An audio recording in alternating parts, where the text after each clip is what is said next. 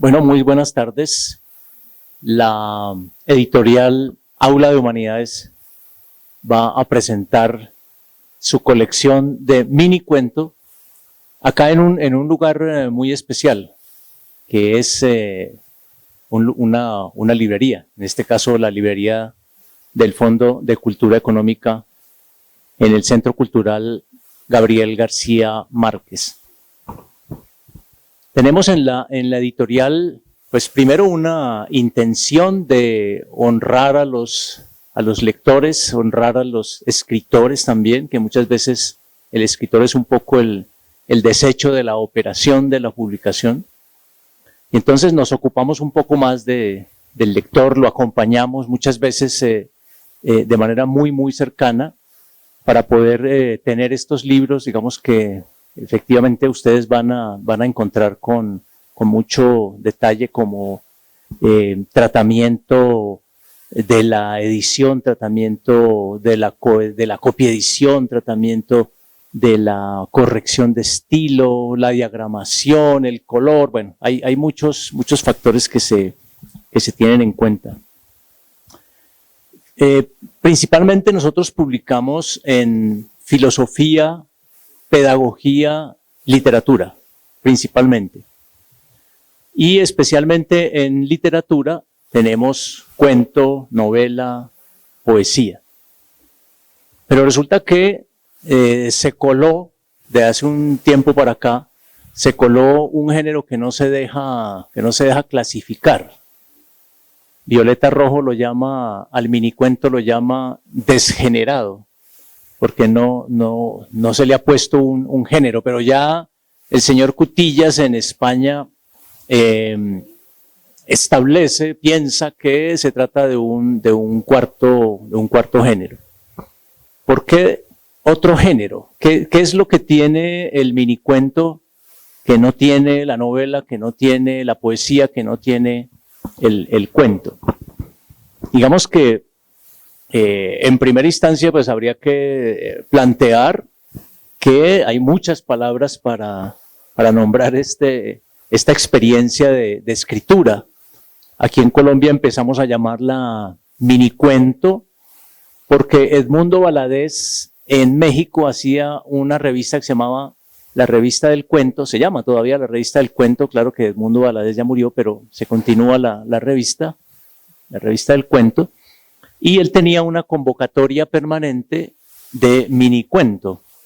Entonces, en la revista salían, pues, usualmente los cuentos, pero en las márgenes salían algunos minicuentos de los que concursaban en esa convocatoria permanente que tenía abierta Edmundo Valadez en su revista.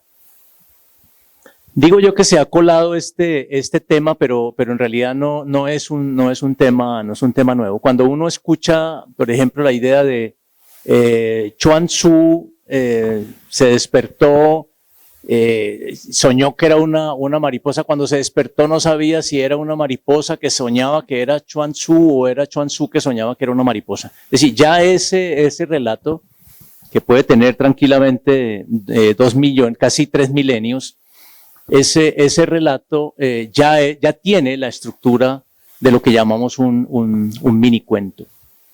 De manera que el tema es que hoy en día el minicuento o la microficción o el microrelato, como se lo llame, digamos, se ha ido especializando, se ha ido ubicando de una manera mucho más notoria, por ejemplo, en las librerías, en los concursos, etcétera. En 2015, si no estoy mal, en España, el libro del año fue un libro de minicuentos. O sea, ya tiene, digamos, no solo esa calidad, sino también ese reconocimiento para considerarlo, pues, como un libro que puede concursar con otros libros de literatura y ganar esa mención. En la editorial hicimos esa colección particular, pues porque cada uno de los miembros, de los propietarios, digamos así, de la editorial, tiene sus preferencias, tiene sus colecciones, tiene lo que quisiera ver publicado. En este caso, digamos, el minicuento es algo que que yo vengo trabajando desde antes de terminar la licenciatura. Antes de terminar el pregrado, ya con un compañero teníamos una revista de minicuentos. Les decíamos una revista, ¿no? Porque tenía 2 páginas, es decir, era una hoja por 2 caras, pero buscamos en el diccionario y no había nada que dijera que no podía llamarse una revista. Y bueno, hicimos concursos, estamos hablando de 1981, o sea que esa revista ya tiene más de 40 años, y salió impresa hasta el número 30. Después hubo una pausa por los oficios de los que integrábamos ese grupo, y después en 1994 la Universidad del Valle solicitó una antología de minicuento, que fue la primera antología que hicimos nosotros, que se llamó Antología del Cuento Corto Colombiano. Tiene algo así como 80 cuentos, un cuento por cada autor. Fue muy celebrada en su momento. Después la Universidad Pedagógica Nacional la reeditó en una colección, después la Pedagógica la reeditó en otra colección distinta, es decir, ya van 3 ediciones. Una edición completa, por ejemplo, fue comprada por Venezuela. Entonces, con ese entusiasmo de ese trabajo, hicimos después una segunda antología del cuento corto colombiano. Esta vez ya eran casi 150 autores, otra vez un cuento por cada autor. Se repetía autor, pero no cuento en algunos casos. Incluso llegamos a publicar una tercera antología que la publicó la Universidad del Valle. La segunda la publicó la Pedagógica, la tercera la Universidad del Valle.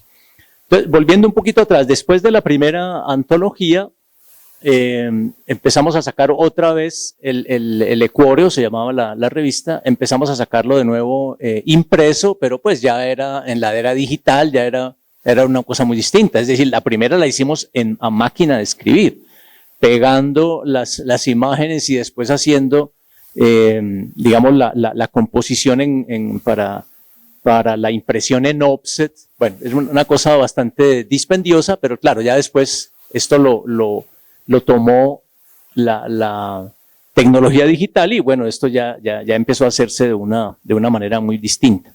Bueno, ese es un resumen de por qué, digamos, hay una colección en la editorial Aula de Humanidades referida al minicuento. El primer texto que sale de la colección es este de Harold Kremer, se llama El Combate.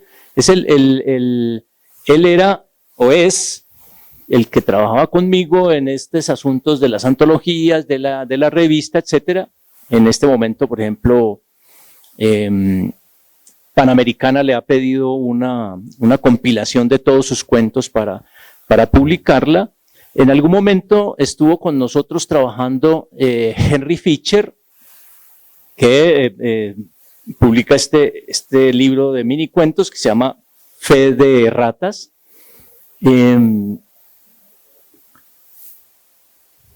Henry también era aficionado a la literatura. El tema es que no estaba en la universidad, como Harold y yo, que estábamos en la universidad. Entonces, la presencia de Henry fue bastante movida, digamos, porque él viajaba, volvía, etcétera. Con él realizamos el primer concurso nacional de minicuentos. Bueno, él es el autor de este texto también. Yo he publicado un par de libros allí, Disposiciones y Virtudes y Certidumbres Inciertas.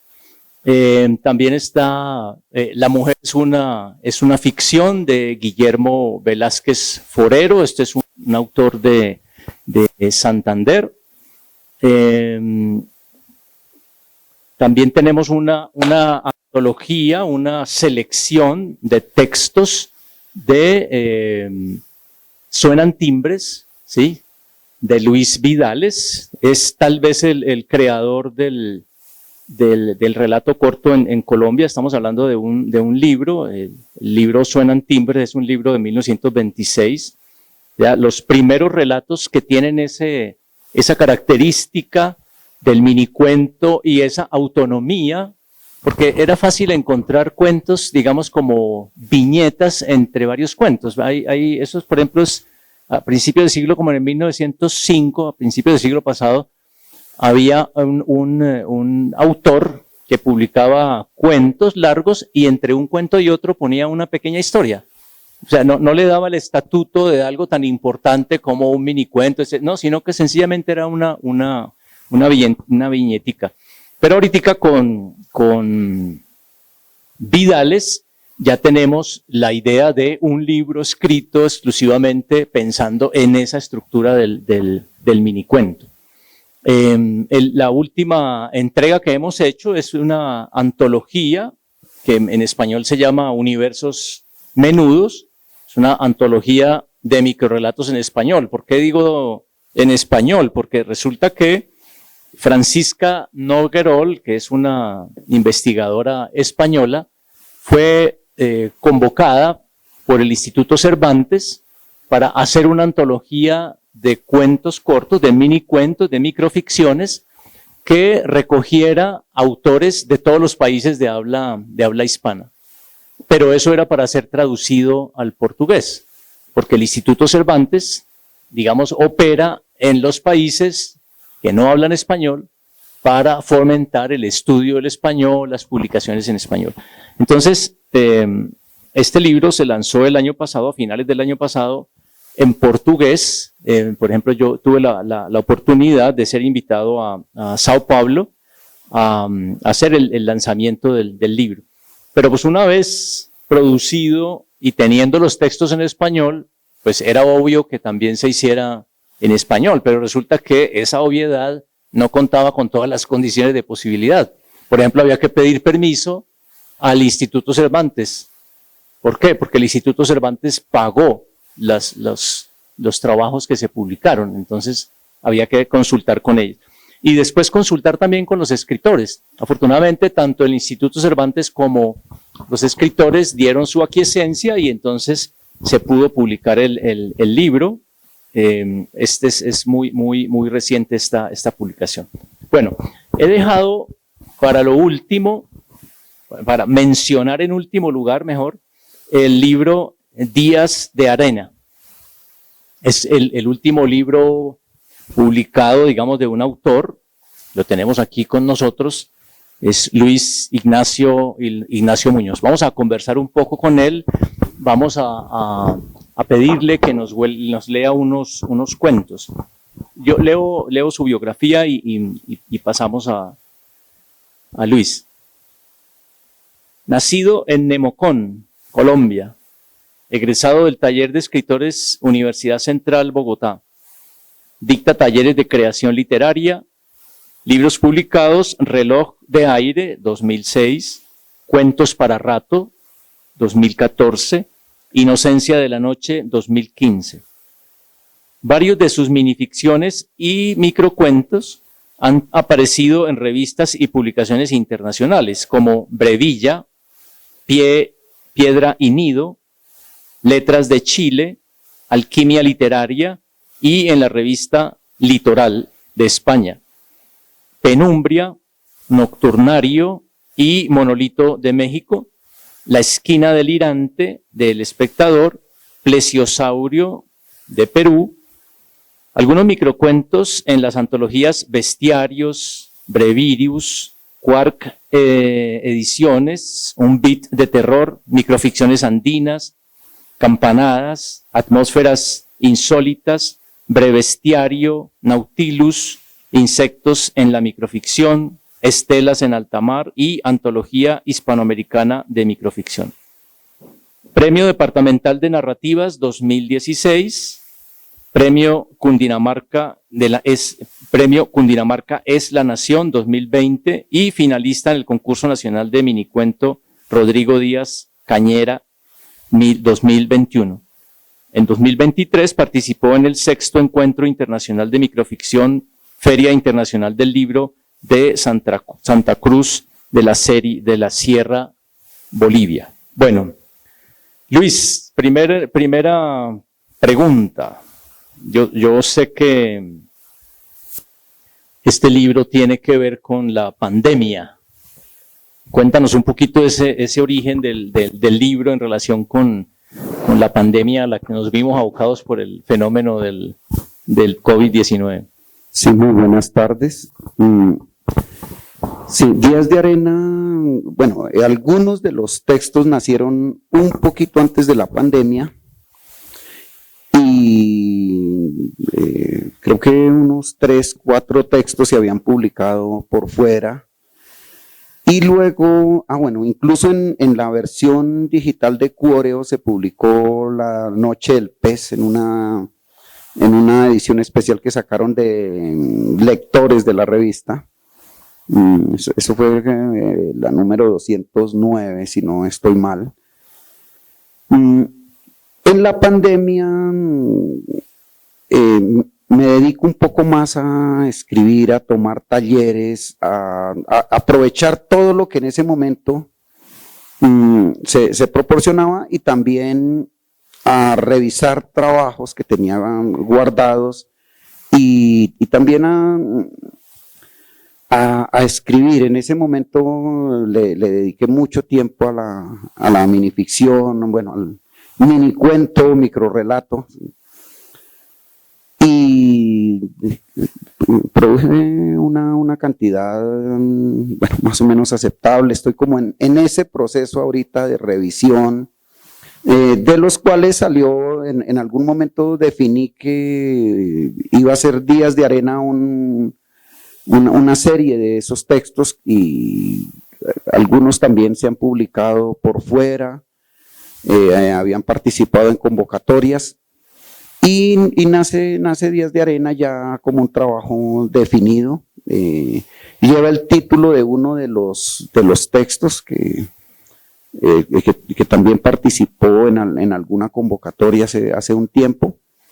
Y el año pasado acordamos con el maestro ya la publicación de este libro.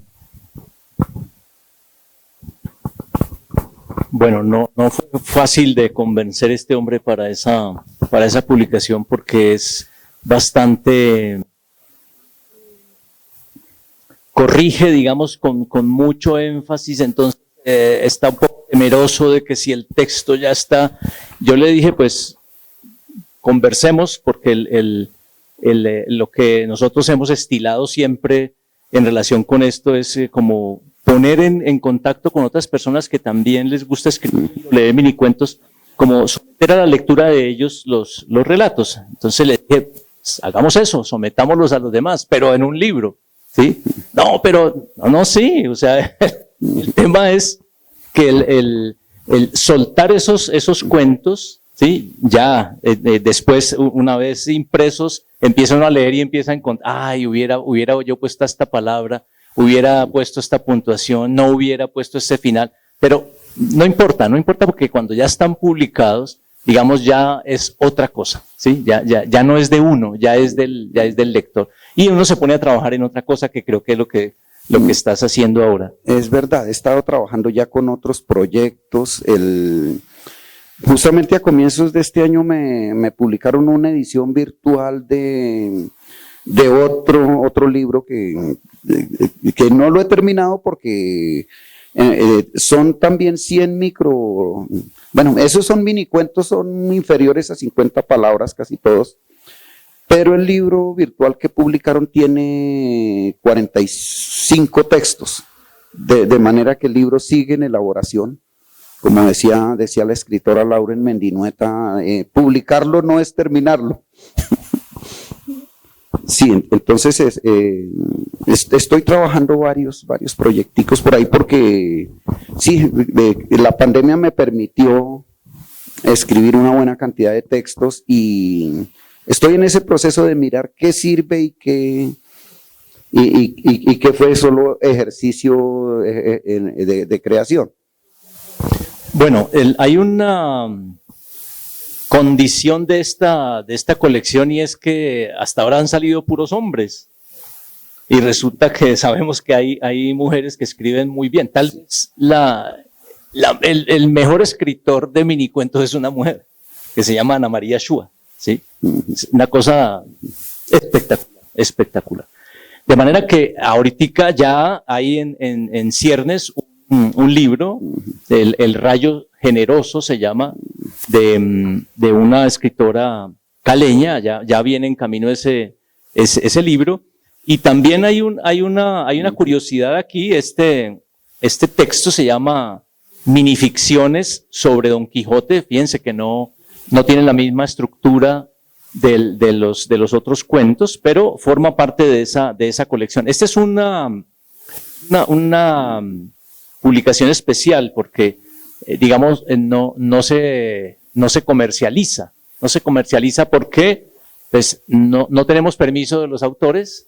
O sea, todos son textos sobre Don Quijote, ¿sí? De muchos autores, como de 64 autores. Entonces, es muy difícil conseguir todas esas autorizaciones. Pero además, el libro está ilustrado por artistas españoles, cuyos permisos tampoco tenemos. Entonces, es un libro, digámoslo así, como en algún momento se decía, de uso pedagógico.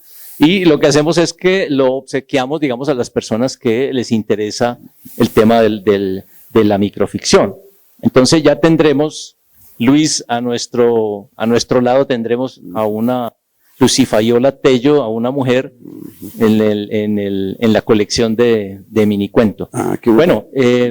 ¿Tú quieres decir algo o pasamos a leer algunos cuentos? Bueno, sí, quería contarles. Anoche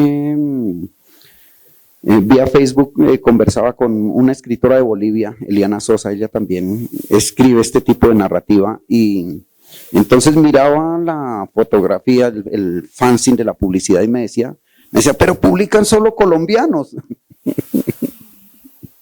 Sí, entonces le decía, no, pues creo que es la línea que manejan los editores, la verdad no conocía cómo es el manejo, pero entonces sí, pero me parece interesante que exista la editorial, porque no es fácil en Colombia tener editoriales que publiquen este género, la verdad es muy difícil, porque uno ve en Argentina Macedonia, incluso en España Menos Cuarto, que también tiene, en Chile, por ejemplo, esta editorial de Lorena Díaz.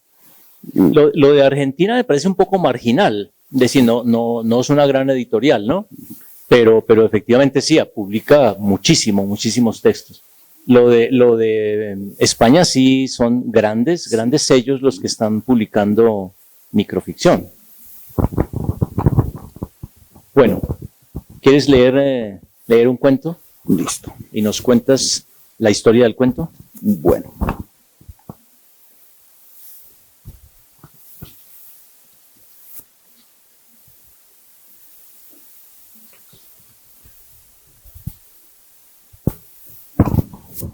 Mientras Luis encuentra el cuento, yo les cuento que en esta colección, digamos, intentamos que haya obras originales de pintores colombianos. La gran mayoría hasta ahorita, digamos, son son pinturas de Alonso Jiménez. Tenemos pues la excepción de que esta es una pintura, aunque no se reconozca porque estaba muy joven, esta pintura es de Dalí. Y la última, la antología iberoamericana, Universos Menudos, ese es un diseño de un pintor también, pero en este caso no es pintado por él, es un diseño que hizo digitalmente Orlando López de Cali. Tiene 100 cuentos y no encuentra el que vale. Sí.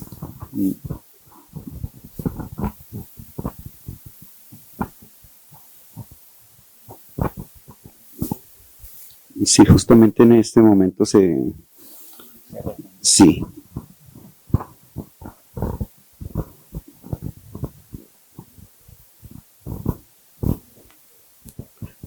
Bueno, en vista de que no aparece el que estaba programado, está un nombre singular. Ella siempre se enteró de todas y cada una de sus andanzas. Supo de las 3 amantes en periodos diferentes de su vida y muchas veces se lo reclamó. Él no podía negar su asombro y a la vez cierta admiración por su capacidad para averiguar cosas tan bien guardadas. Nunca pudo saber cómo lograba descubrirlo. Así pasaron los años. Tu abuelo era un hombre muy singular, me decía años después. Contaba dormido todo lo que hacía despierto.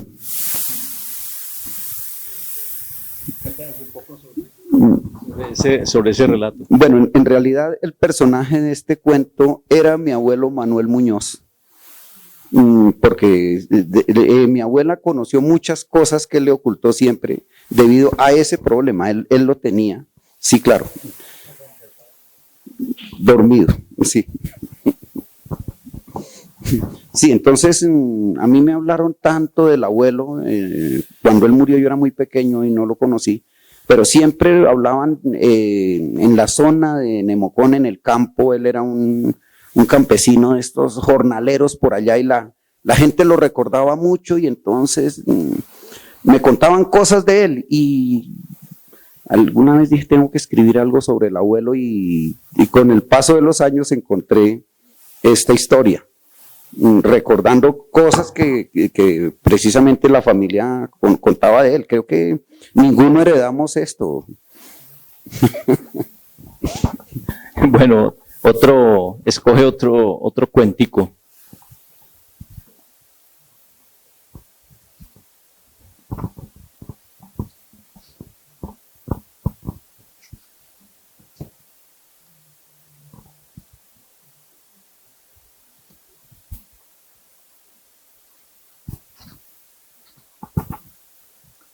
Esa idea del relato muy corto, digamos, ha tenido diversas maneras de insertarse en la vida social, ¿no? Por ejemplo, la fábula.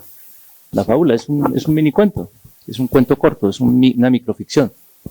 El tema es que se inserta en un momento en el que va acompañada, pero es un paratexto del tema de la moraleja. O sea, la moraleja no es constitutiva del relato, es un plus en un contexto en el que se pretende que eso tiene que tener una salida como pedagógica, como sí, para tratar de enseñar algo.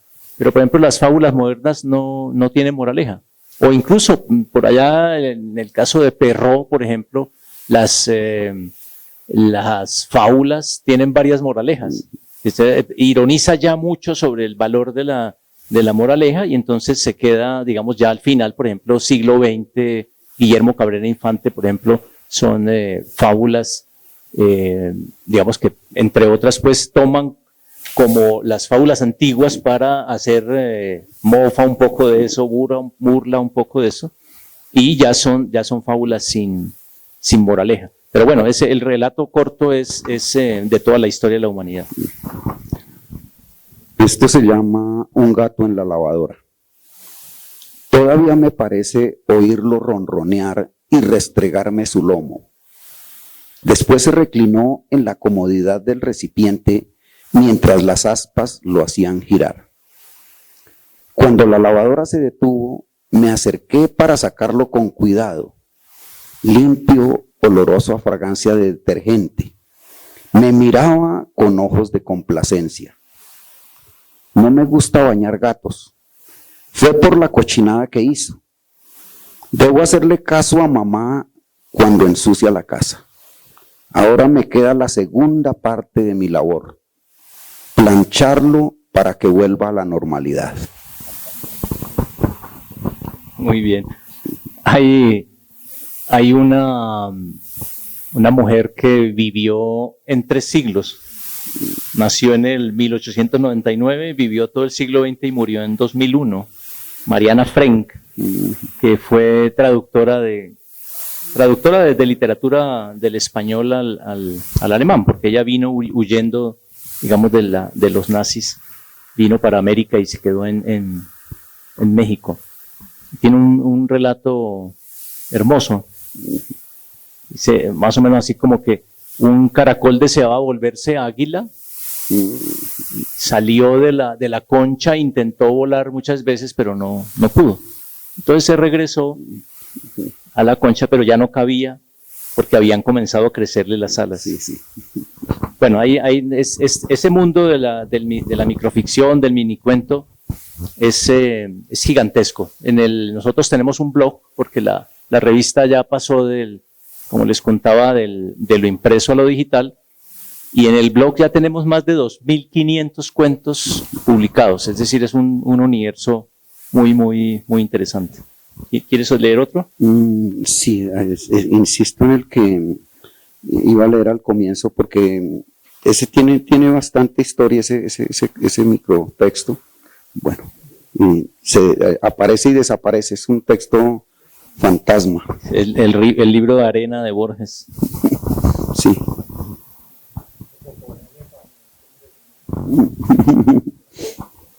No, es que tenía un amigo, el maestro Guillermo le contaba la anécdota que él, cuando iba a hacer alguna lectura, colocaba unos papelitos en especie de separadores en los textos que iba a leer. Pero un día unos amigos, en un descuido de él, mientras fue por allá al baño, le sacaron todos los papelitos. Se los pusieron en otro orden. Sí, y quedó envainado porque, además la sorpresa en el momento de leer, porque no encontraba los textos. Sí, es que este es un texto que surge precisamente de un taller que trabajaba con unos muchachos.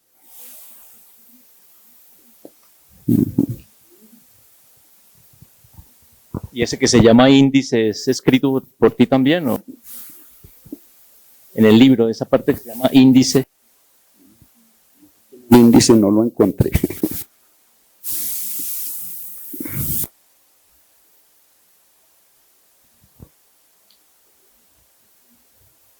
Bueno, sigamos contando cuentos. Hay una práctica que se la inventó Borges, tal vez, que es extraer minicuentos de cuentos o de novelas o de textos más amplios, ¿sí? Antes de los 60, escribió con Bioy Casares un texto que se llama Cuentos breves y extraordinarios, ¿cierto? Algo así, como sí. Cuentos breves y extraordinarios. Y la gran mayoría de esos textos son del acervo oriental, es decir, textos de varios milenios, o textos extraídos de otros textos mayores.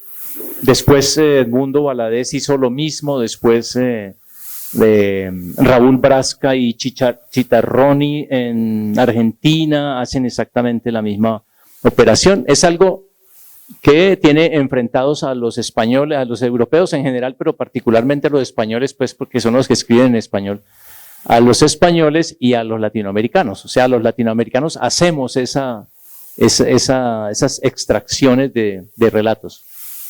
Y a los europeos eso les molesta muchísimo.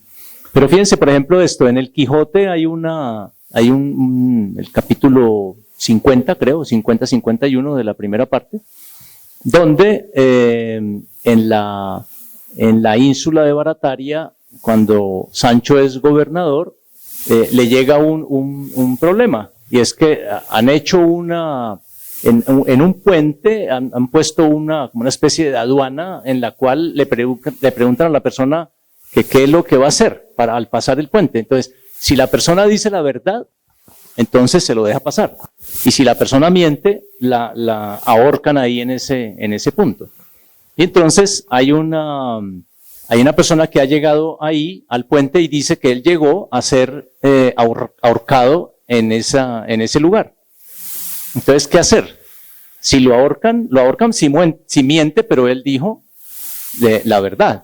Pero si no lo ahorcan, entonces estaría mintiendo. Entonces, en esa encrucijada, le preguntan a Sancho, que ahora es gobernador, qué hacer en ese caso. Fíjense, ese es un minicuento, es un relato, además que no depende de lo anterior ni tiene implicaciones después. Es decir, se puede extraer perfectamente como un relato autónomo, digámoslo así. Esa es otra de las fuentes que ustedes encontrarán en los microrrelatos. Bueno, ahora sí ya apareció. Esto se llama prueba de gratitud. Decidieron abrirle la jaula a la joven Torcasa. Siendo muy pequeña, Juan la había atrapado en el monte cercano. Al quedar libre, emprendió vuelo hacia las ramas de los árboles y desapareció. Los dos sintieron un enorme alivio porque algo del dolor del encierro se les contagiaba al mirarla todos los días. Desde entonces venía a visitar la casa y pasaba horas en los eucaliptos y las acacias. Un día vinieron hombres armados a decirles que debían marcharse de aquella tierra que ya no les pertenecía. Cuando la vivienda quedó sola y poco a poco fue entrando en ruinas, aún volvía la vieja paloma en las tardes tranquilas a quedarse largo rato sobre el tejado roto y los adobes descascarados, como si albergara un deseo secreto en cada visita. Bueno, este texto surgió de un taller que trabajaba con unos muchachos en Zipaquirá. Y trabajamos ese taller a partir de escribir una anécdota. Hecha la anécdota, teníamos que convertirla en materia literaria. Y me dijeron que escribiera una para que ellos querían mirar cómo lo hacía yo.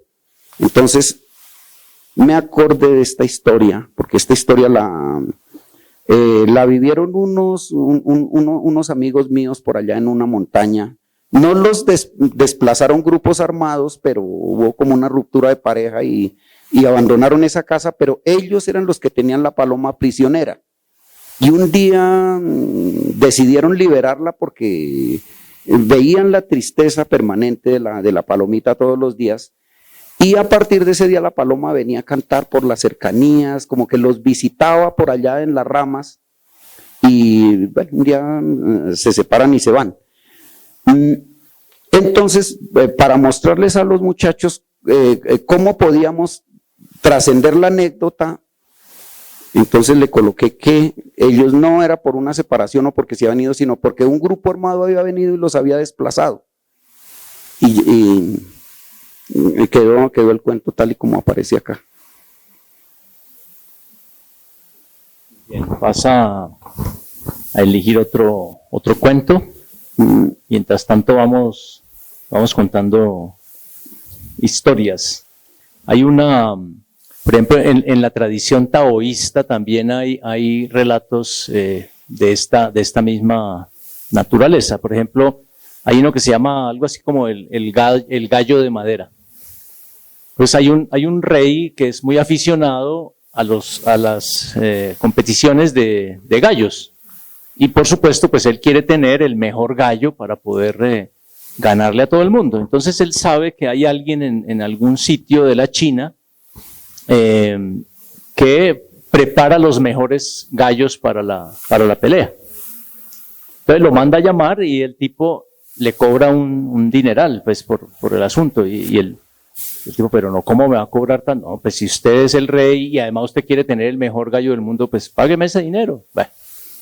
Entonces le dio un plazo, vencido el plazo, el rey va por su gallo y el tipo le dice, no, todavía no está listo, todavía está se encabrita muy fácilmente, se molesta muy fácilmente.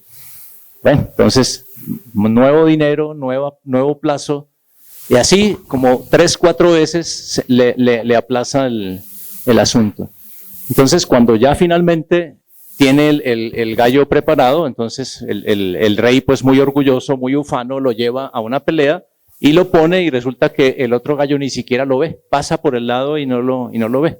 Entonces dice que le fue a hacer el reclamo al otro que qué pasaba y le dijo, no, que ese es el mejor gallo del mundo, es el que no suscita la pelea con otro gallo, es el que le parece indiferente a otro gallo de pelea. Bueno, este se llama La Espera. Me asomo al puerto como cada noche. Cuando las luces se desvanecen, empieza a avistarse la oscura y silenciosa embarcación. Mientras se detiene, los botes navegan a su encuentro y descargan los muertos envueltos en lo que parecen sábanas. Llevo años esperando que un día traigan a mi padre. Sí, bueno, este surgió en el 2022. Hay una página por allá en México que propone un desafío, una cosa que se llama Cuentover. Entonces se une mucha gente y cada día tiene, durante el mes de octubre, tiene que publicar un microcuento, pero para cada día dan una palabra. Y hay que hacer el texto con esa palabra y publicarlo. Entonces, en el 2022 asumí ese reto de escribir un texto y creo que se salvaron algunos, porque a veces toda esta premura mediática hace que no haya mucho tiempo de elaborar, de reescribir, de nada de esto. Entonces, algunos se salvan y creí que este podía ser uno de estos. Incluso el día que salió publicado, algunas personas en Argentina que sufrieron todo esto de la dictadura y me decían que habían cosas así por el estilo, me escribieron por toda esta cuestión de los desaparecidos, de todo este asunto. Hay una idea, a propósito de eso me hiciste acordar de que el minicuento es fácil. Sí, pues un chistecito ya es un minicuento. O sea, pues, mientras un novelista se gasta meses, a veces años, escribiendo una novela, pues uno puede en un ratico hacer un minicuento, ¿sí? Es como estás diciendo, efectivamente es como el efecto de cierta demanda comercial, de cierta demanda de los medios, sí, de cierta facilidad, por ejemplo, que hay hoy en día para publicar, por ejemplo, en Internet. Además que no hay juicio, no hay límite. Es decir, yo pongo lo que sea. ¿Quién me va a decir que no? Eso le está haciendo un mal favor al relato corto. Sí, tiene esa gran desventaja. Sí, nosotros con Eliana Sosa, la amiga escritora boliviana, nos intercambiamos los textos cuando lanzamos a convocatorias, a toda esta cosa, y pues nos damos madera, porque la idea se trata como de que nos leamos y al mismo tiempo esto está mal, esto está bien, ¿por qué no este cuento podría funcionar mejor así? Que en esto se te fue algo y hacemos como un trabajo chévere, porque no está solamente el criterio de uno que no ve cosas, la verdad. Yo creo que uno a veces no ve muchas cosas y las cree bien y resulta que no. Pero hay otra parte de ese trabajo que es todavía más intensa y es la lectura. O sea, tú lees todo el tiempo literatura, ¿sí? Cuando haces un relato corto, digamos, está todo ese bagaje de esa historia que has leído. Entonces no es lo mismo de alguien que no lee y que se le ocurre una idea y la plasma en un papel. Eso no quiere decir que no pueda ser una buena idea, pero digamos el asunto es que hay un acervo que se manifiesta ahí. Por ejemplo, pues me perdonarán los que me han oído el relato, pero es que me parece espectacular. Un relato de Borges que implica haberse leído la Divina Comedia, que implica haber estudiado toda la discusión filosófica sobre Dios medieval, todo eso, para dos párrafos, ¿sí? Dice, desde el crepúsculo del día hasta el crepúsculo de la noche, un leopardo en los años finales del siglo XII veía unas tablas de madera, unos barrotes verticales de hierro, hombres y mujeres cambiantes, un paredón y tal vez una canaleta de piedra con hojas secas. No podía saber que anhelaba amor y crueldad y el caliente placer de despedazar y el viento con olor a venado. Pero algo en él se rebelaba y se ahogaba, y Dios le habló en un sueño: vives y morirás en esta prisión para que un hombre que yo sé, Dante, te mire un número determinado de veces y no te olvide y ponga tu figura y tu símbolo en un poema, la Divina Comedia, que tiene su preciso lugar en la trama del universo. padeces cautiverio, pero habrás dado una palabra al poema. Dios en el sueño iluminó la rudeza del animal y éste entendió las razones y aceptó ese destino. Pero solo hubo en él cuando despertó una oscura resignación, una valerosa ignorancia, porque la máquina del mundo es harto compleja para la simplicidad de una fiera. Años después, Dante se moría en Ravenna, tan injustificado y tan solo como cualquier otro hombre. En un sueño, Dios le reveló el secreto propósito de su vida y de su labor. Dante, maravillado, supo al fin quién era y qué era, y bendijo sus amarguras. La tradición refiere que al despertar sintió que había recibido y perdido una cosa infinita, algo que no podría recuperar, ni vislumbrar siquiera, porque la máquina del mundo es harto compleja para la simplicidad de los hombres. Son 2 párrafos, y cualquiera cree que porque son 2 párrafos eso es fácil de hacer. No, hay que leer 33.000 versos de la Divina Comedia y haberlos leído bien, ¿sí? Para pillarse, digamos, ese punto y podernos dar esa felicidad de ese cuento. Bueno, estamos sobre el tiempo. Luis, no sé si quieres leer otro cuento o decir alguna cosa. Sí, cuesta porque incluso después de terminar algún texto dice uno, pero bueno, yo quería otra cosa, era otra cosa la que había pensado y terminó saliendo esto.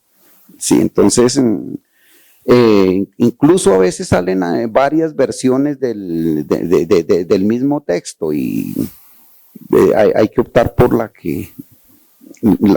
más eficaz. Sí, de manera que sí, no es fácil, porque es hecho como un experimento a veces de trabajar la anécdota, pero no transcribir la anécdota como ocurre, sino dándole cierto tratamiento. Entonces, que pasó algo, bueno, que se varó un bus y que durante el bus pasa algo. Entonces, o hubo una toma armada o una señora que iba ahí conoció al amor de su vida, pero no puede quedarse en la anécdota. Bueno, muy bien, gracias por su presencia. Esperamos que le den el enlace de esta comunicación a sus conocidos. Decía Luis que la hora pues es un poquito desafortunada, muchas de las personas invitadas estaban trabajando, sí, no podían venir. Entonces, pues, bueno, pero sí podemos compartir el enlace para que vean un poco pues esta conversación con Luis. Muchísimas gracias.